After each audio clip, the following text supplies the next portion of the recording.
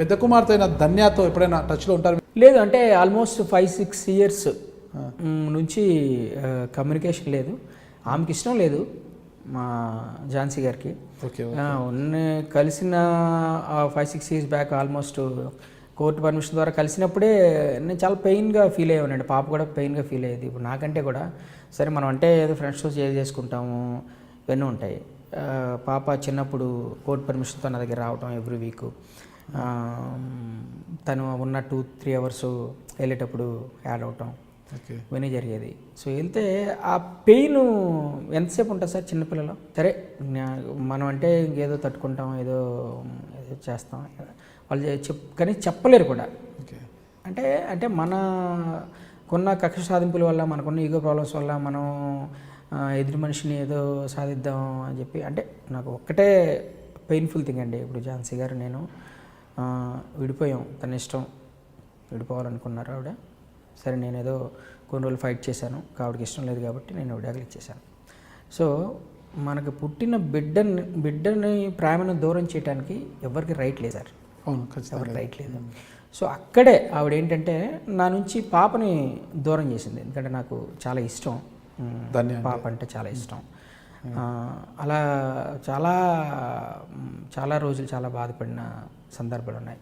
కొన్ని సంవత్సరాల తర్వాత పంపించకపోయేసరికి మళ్ళీ తిరిగి అలిగేషన్స్ పెట్టి ఇతను పాపని మార్చేస్తున్నాడు, లేకపోతే పాపని చెడగొట్టేస్తున్నాడు.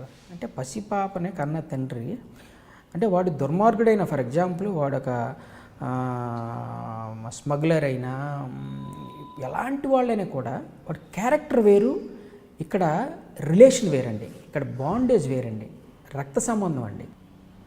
ఎట్లాగా చెడగొట్టేస్తారండి, ఎట్లాగా చేస్తారు అంటే మనకి ఇష్టం లేదని చెప్పేసి ఎలాంటి అభాండమైనా చేసి డిఫరెంట్. మనం విడిపోవాలనుకోవడం డిఫరెంట్, బట్ ఇది డిఫరెంట్. నేను కూడా అదే అన్నా, కూతురు నేను చూసుకుంటాను. సో ఇంత పెయిన్ఫుల్ దీంట్లో ఉన్నప్పుడు నేనే ఇంకా వద్దు, అంటే సరే ఏదోలాగా మనమే మర్చిపోతాం, పాపని ఇబ్బంది పెట్టకూడదని చెప్పి నేనే, నా రైట్ అండి. ఇప్పుడు నేను ఎంత ఫైట్ చేసాను, ఏవైనా చేసి నా కూతురు నేను చూడగలను. నేను ఇప్పుడు నుంచి నా కూతురు నేను చూస్తాను. నేను ఎవరు అడ్డుపడతారు అడ్డుమానండి, మీ రక్తం కదా. ఎస్, బట్ రెస్పెక్ట్ చేశాను నేను. అది కాపాడుకోవాలండి మనిషి, చాలా ఇంపార్టెంట్ అది. ఇఫ్ ఐ సే దట్ నా కెరియర్ ఏమీ ఎఫెక్ట్ కాలేదు అంటే అది తప్పు అవుతుంది. కొంత బ్యాటిల్, ఈ డివోర్స్ బ్యాటిల్ అయ్యేంత వరకు నా కెరియర్ చాలా మటుకు ఎఫెక్ట్ అయింది. బికాజ్ తెలియకుండానే ఒక రకమైనటువంటి దుష్ప్రచారం చుట్టుపక్కల జరుగుతున్నప్పుడు, ఒక నెగటివిటీ మన చుట్టూ ఉన్నప్పుడు కొంత కెరియర్ ఇబ్బంది పడ్డాను. ఆ టైంలో కంటెంపరీస్ కొంతమంది అందేసుకున్నారు. అందుకున్న తర్వాత వేరే దగ్గర మనం 4 చేతులతో ఇంకో చోట యుద్ధం చేస్తున్నప్పుడు ఇక్కడ కూడా పరిగెట్టుకుంటూ యుద్ధం చేయలేం కదా. ఆ రేస్లో కొంచెం వెనకబడ్డ మాట వాస్తవమే. దానివల్ల నాకేమీ నష్టం జరగలేదు. నేను ఎప్పటికప్పుడు యాక్సెప్ట్ అకామిడేట్ బాడీలో ఉన్నాను కాబట్టి నాకు తెలిసి పెద్దగా నష్టం జరగలేదు. But yes, it was a turbulent time. నేను ఏ రోజు బ్యాలెన్స్ కోల్పోలా, నేను ఏ రోజు ఒక్క మాట ఎక్స్ట్రా మాట్లాడలేదు, నేను ఎవ్వరి మీద భుజాల కోసం పడి ఏడవలేదు, ఏ భుజం మీద పడి ఏడవలా. That's it. అంటే అది మనస్తత్వాన్ని బట్టి ఉంటుందండి, మన ఆలోచన విధానం బట్టి ఉంటుందండి. మనం ఎంతసేపు టీవీల ముందు, సినిమాల్లోనూ, ఇంటర్వ్యూల్లోనూ మేము చాలా పుస్తకాలు చదివాము, మేము చాలా పెద్ద పెద్ద ఆ లిటరేచర్ చదివాము, పెద్దోళ్ళతో తిరిగాము, ఇది కాదు సార్. సంస్కారం లేకపోవడం, ఎదుటి మనిషిని అర్థం చేసుకోకపోవడం, అది వీళ్ళంతా ఇలాగే ఉంటారండి. ఆ సంస్కారం గురించి అంతగా చెప్తున్నారు కదా, మరి ఆ సంస్కారం సౌజన్య గారు ఎక్కువ ఉందా, ఝాన్సీ గారు ఎక్కువ ఉందా? సౌజన్య గారు ఉందండి. ఓకే, ఝాన్సీ గారు మీకు దూరం అయ్యారని అలా చెప్తున్నారా? అంటే సిచ్యువేషన్స్, దూరం అయ్యారని కాదండి, సిచ్యువేషన్స్. ఇదే ఇప్పుడు మా విడాకులు కాకముందు ఝాన్సీ గారు నేను 9 ఏళ్ళు ట్రావెల్ చేసామండి. సో ఝాన్సీ గారు ఎప్పుడూ కూడా వేరే రకంగా బిహేవ్ చేయడం కానీ లేదండి. ఫెంటాస్టిక్గా ఉండేదండి ఆవిడ సంస్కారం కానీ, ఆవిడ బిహేవియర్ కానీ అన్నీ. కాకపోతే మన మధ్య అంటే నీకు ఇష్టం లేదనో, లేకపోతే సరే నేను నచ్చలేదనో, నా బుద్ధి నచ్చలేదనో, నేను సంపాదించలేదనో, లేకపోతే నేను అనుకున్న దాన్ని రీచ్ అవ్వలేదనో, నువ్వు అనుకున్న కాలిక్యులేషన్స్ నేను వెళ్ళలేదనో అనుకొని మనం ఎదుటి మీద ఒపీనియన్ మారిపోతే ఎలా అండి? లేకపోతే మీ సంస్కారం మార్చేసుకుంటే ఎలాగా? ఈరోజు కూడా నేను నోరు విప్పి నాకు జరిగిన అన్యాయం ఇది, నా జీవితంలో ఇలా అయింది అని నేను ఎప్పుడు ఏడవలేదు. నాకు మీరు సాయం చేయండి అని ఏ పెద్దవాళ్ళ దగ్గరికి వెళ్ళలేదు. నేనేమి చేయాలనుకున్నానో దానికి మార్గాన్ని నేనే ఎంచుకున్నాను. నాకేం కావాలనుకున్నానో అది నేను ఆ దారిలోనే వెళ్ళాను. నువ్వు విడిపోవాలనుకో విడిపో, బట్ సంస్కారంగా బిహేవ్ చెయ్యి. కన్న కూతురు కనీసం అప్పుడెప్పుడైనా కన్న తండ్రిని చూడాలి. నువ్వు ఆ అమ్మాయి మనసులోకి వెళ్ళి చూసావు ఎప్పుడైనా? అమ్మాయి బ్రెయిన్ అబ్జర్వ్ చేసావు ఎప్పుడైనా? ఎంతసేపు చదివించేసాము, మంచి లగ్జరీ ఇచ్చేసాము, మంచి బట్టలు ఇచ్చేసాము, అది కాదండి. ఏముంది అమ్మాయి మనసులో, ఆడపిల్ల మనసులో ఏముంది? ఎప్పుడైనా ఒక్కసారి నువ్వు లోన్లీ కూర్చొని ఆలోచించావు? ఆలోచన రానివ్వరు మీరు, చంపేస్తారు ఆలోచనని. ఎందుకంటే మన ఈగో ఇంపార్టెంట్, మనం అనుకున్నదే ఇంపార్టెంట్. అది మీరు ఉన్నారంటారా? కన్న తండ్రి ఎందుకున్నాడు సార్? దూరంగా ఉన్నాను అంతే తేడా. వాళ్ళు అనుకోవచ్చండి, దూరం చేసేసాం, వాడు అనుకోవచ్చు కన్నతండ్రి దూరం చేసేసాం కంప్లీట్గా. ఇంకొప్పుడు సార్ ఆ అమ్మాయి చచ్చిపోయే వరకు, నేను చచ్చిపోయే వరకు, ఝాన్సీ చచ్చిపోయే వరకు ఆ బంధం అలాగే ఉంటుంది సార్. అది బంధం సార్. ఏదో మన ఇంటర్వ్యూలో మాట్లాడేసుకుంటే బంధం పోవడం, లేకపోతే పిల్లని దూరం చేస్తే బంధాలు పోవటం, ఇవే ఉండవు సార్. బ్లడ్ రిలేషన్ భగవంతుడు ఆల్రెడీ ఫిక్స్ చేశాడు, దూరంగా ఉండొచ్చు కాక. బట్ ఝాన్సీ భర్త, ఆవిడ ఇంకో పెళ్లి చేసుకున్న ఝాన్సీ భర్త జోగినాడే అంటారండి. మొదటి భర్త, ఇప్పుడు భర్త అనకపోవచ్చు, మొదటి భర్త అంటారు కదండి.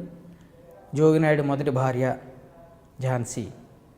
అంటే మన సెలబ్రిటీ అయిన పాపానికి కొంచెం ఎక్కువ మాట్లాడుకుంటారు, ఎక్కువ అవకాశం ఇచ్చిన వాళ్ళు అవుతాం ప్రపంచానికి. గాడ్స్ గ్రేస్, నాకు అద్భుతమైన పేరెంట్స్ ఉన్నారు. నా ఫ్యామిలీ, మై ఎక్స్టెండెడ్ ఫ్యామిలీ నాకు చాలా చాలా గొప్ప సపోర్ట్ ఇచ్చారు. ఇక్కడ it's not just a women's battle, it's also a families battle, a families reputations battle, a families happiness battle. అందుకని నా ఫ్యామిలీ నాకు చాలా గొప్ప సపోర్ట్ ఇచ్చిన వాళ్ళందరికీ, everybody right from my immediate family, అంటే నా parents, my brother, my sister in law, వీళ్ళు కదా ఫస్ట్ ఏమైనా తీసుకుంటే తీసుకోవాలి, వాళ్ళెవరూ ఈ సోషల్ ప్రెజడిసెస్కి లోన్ అవ్వలేదు.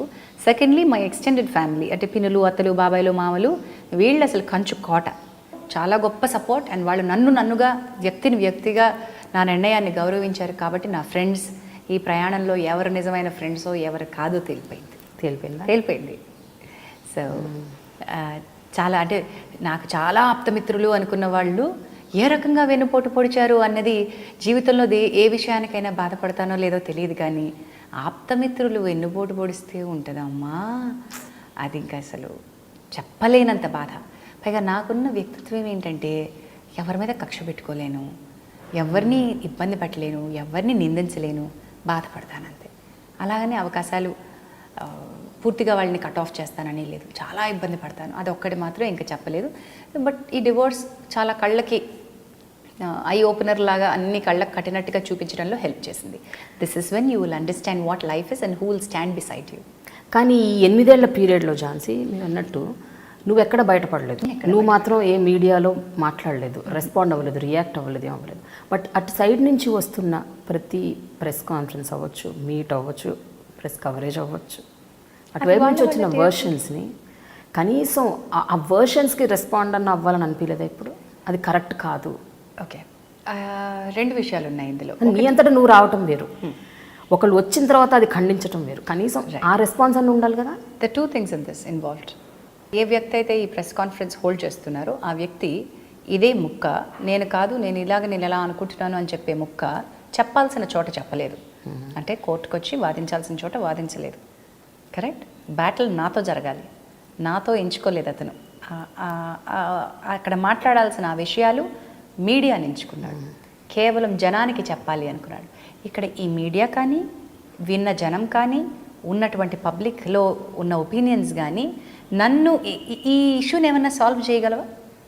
అది వాళ్ళకి కావాల్సింది కేవలం ఒక ఇంట్రెస్ట్ జనరేట్ చేయడం, సెన్సేషనలిజం తెచ్చుకోవడం, టీఆర్పీలో లేకపోతే వాళ్ళకి కావాల్సిన రేటింగ్స్తో తెచ్చుకోవడం. అలాంటప్పుడు నాకు అక్కడ లాభం ఏంటి? నేను ఎందుకు చలనం లేకుండా నన్ను అది ఎందుకు కదిలించలేకపోయింది, నేను ఎందుకు ఇవ్వదలుచుకోలేదు నా పాయింట్ ఆఫ్ వ్యూ అంటే, నా పాయింట్ ఆఫ్ వ్యూ నేను చెప్పాల్సింది కోర్టులో, నేను రుజువు చేసుకోవాల్సింది, నాకు జరిగిన కష్టమో నష్టమో రుజువు చేసుకోవాల్సింది కోర్టులో, నాకు కావాల్సిన రిలీఫ్ పొందాల్సింది కోర్టులో. నేను ఇక్కడ చేసే లాభం ఏంటి? So I don't want to talk about it here in public.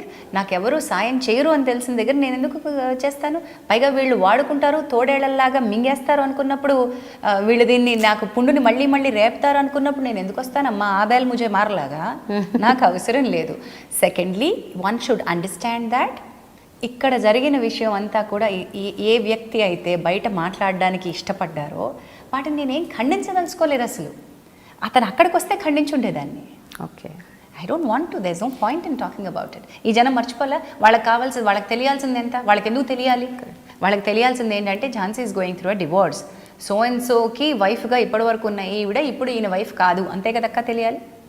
అంతకంటే ఇంకేం తెలియాలి వాళ్ళకి? అది అక్కర్లేదు వాళ్ళకి. ఆ మధ్యలో ఏమేం జరిగింది, ఏమేం గొడవలు అయ్యాయి, ఎంత ఝాన్సీ బాధపడింది, ఎంత ఏడ్చింది, ఎంత రివర్స్లో ఫైట్ చేసింది, ఇది ఇంపార్టెంట్. నేను ఏడవలేదు, నేను ఒకడ భుజం కోరలేదు, నాకు ఖర్చీఫ్లు వద్దు. వాళ్ళు ఇచ్చే ఖర్చీఫ్లు వాళ్ళ కోసం అట్టుపెట్టి, ఎవరి జీవితాల్లో వాళ్ళకి కావాల్సినంత ఉప్పు కారం కన్నీళ్ళు అన్నీ ఉన్నాయి, వాళ్ళు ఉప్పు తుడుచుకోవడానికి వాళ్ళ ఖర్చీఫ్లు ఉపయోగపడితే చాలు. I don't want anybody. So that's why I chose not to talk about it. మీరు అడిగారు ఇందాక, మీరు ఇలాగ ఏది ఆస్తులు లేవంట, లేకపోతే అప్పులు చేసేసారంట, అది ఇది అని చెప్పి అవకాశం నేను ఇచ్చాను. నేను బాగాలేదు కాబట్టి మీరు అడిగారు. నేను బాగుంటే అడగరు. మేబీ అది బాగున్నదాన్ని ఎప్పుడు అడగరు సార్, బాగోలేనిదని అడుగుతారు. ధన్యాన్ని లాస్ట్ మీరు ఎక్కడ చూశారు? లాస్ట్ శ్రీనగర్ కాలనీలో ఉండేవాడిని నేను. మేమంతా ఒకే కాలనీలో ఉండేవాడు. అంటే తను ఉన్నప్పుడు నేను పాపను చూసుకోవడానికి ఈజీగా ఉంటుందని నేను కూడా అదే కాలనీలో, ఆ చివర ఝాన్సీ ఫ్లాట్ ఉంటే ఈ చివర నా ఫ్లాట్ ఉండేది. అప్పుడు రోజు స్కూల్కి వెళ్ళేటప్పుడు చూసేవాడిని. సో కొన్ని రోజులకి నేను చూస్తున్నాను, పాప నన్ను చూస్తుంది అని ఒక 2-3 years తర్వాత ఇల్లు కూడా మార్చేశారు ఆవిడ. ధన్యతో మీకు మిగిలిపోయిన మధుర స్మృతి 5 years అయిపోయింది సార్ నేను చూసి. పాప చూసి చివరిగా ఎప్పుడు కలిసారు ధన్యాన్ని? మీ చివరిసారిగా మీకున్న గుర్తు ఏది పాపతో? 2015.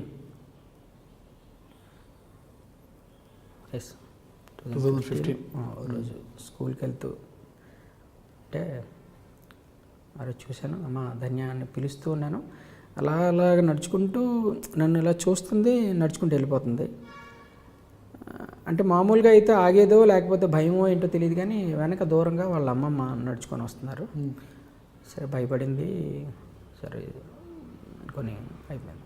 చేస్తే తర్వాత 10-15 రోజులకి ఎప్పుడో విన్నానండి, ఇక్కడి నుంచి ఇల్లు మారిపోయారట, ఫిల్మ్ నగర్ ఎక్కడికి వెళ్ళిపోయారంట.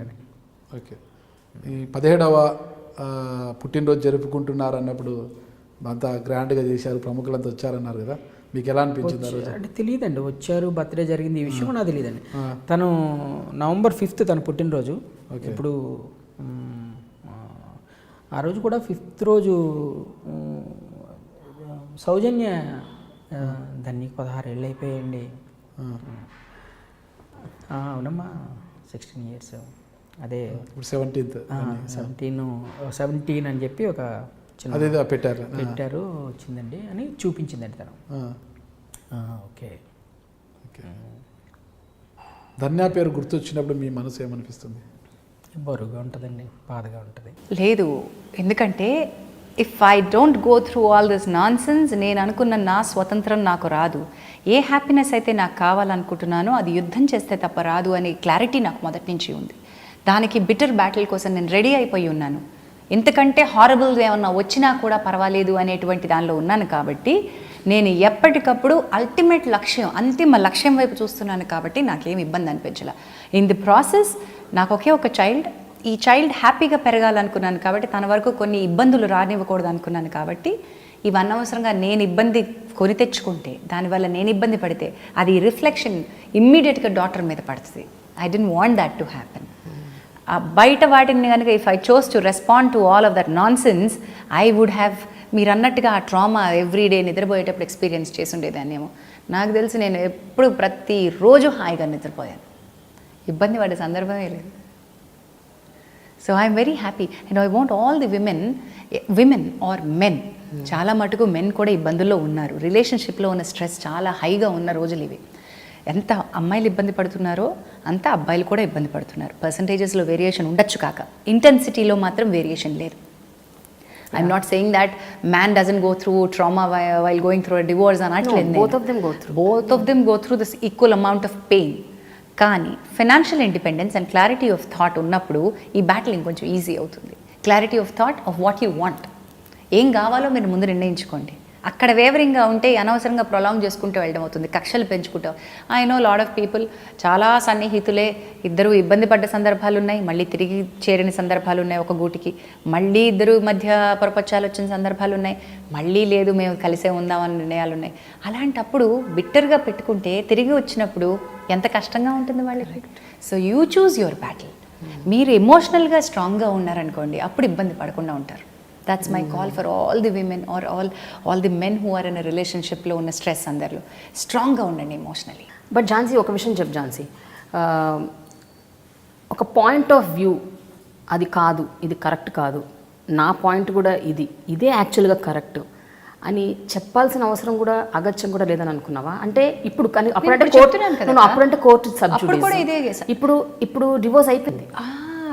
నేను ఎందుకు చేశాను అని ఎవరికి బయట వాళ్ళకి చెప్పుకోక్కర్లేదు. నాకు నా క్లోజ్ ఫ్యామిలీ మెంబర్స్కి చెప్తే చాలు ఏ రీజన్ వల్ల నేను విడిపోవాల్సి వచ్చింది అనేది ప్రపంచానికి అనవసరం. I don't need to prove. ఎందుకు అనేది అడిగింది కోర్టు మాత్రమే, ఆ హక్కు కోర్టుకు మాత్రమే ఉంది. నేను ఇంకెవరికి చెప్పదలుచుకోలేదు.